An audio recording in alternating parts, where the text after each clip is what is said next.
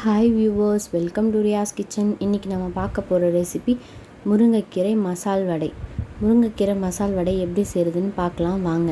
நான் ஒரு கப் அளவுக்கு முருங்கைக்கீரை பறித்து எடுத்து வச்சுருக்கேன். அதே கப் அளவுக்கு பருப்பு ஊற வச்சு கழுவி எடுத்து வச்சுருக்கேன். வெங்காயம், பச்சை மிளகாய், கொத்தமல்லி, கருவேப்பிலை எடுத்து வச்சுருக்கேன். அப்புறம் ஒரு துண்டு இஞ்சி, 2 பச்சை மிளகாய், 5 பல் பூண்டு.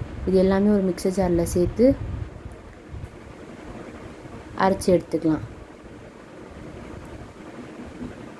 இந்த மாதிரி பேஸ்ட்டாக கொரன்னு அரைச்சி எடுத்துக்கோங்க. இது எல்லாமே ஒரு மிக்சிங் பவுலுக்கு மாற்றிட்டு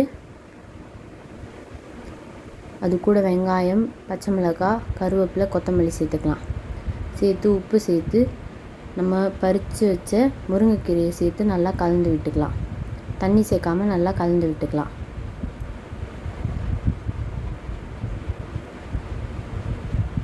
ஒரு சிலருக்கு முருங்கைக்கீரை பிடிக்காது. இந்த மாதிரி நம்ம வடையாக செஞ்சு கொடுத்தா எல்லாருமே விரும்பி சாப்பிடுவாங்க. அதில் சோம்பு கொஞ்சம் நசுக்கி சேர்த்துக்கலாம்.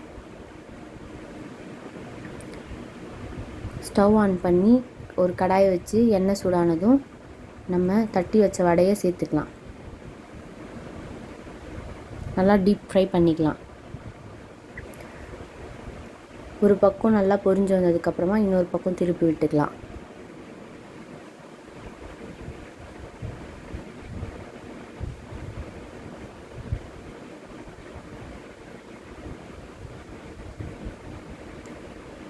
நல்லா டீப் ஃப்ரை பண்ணிக்கலாம்.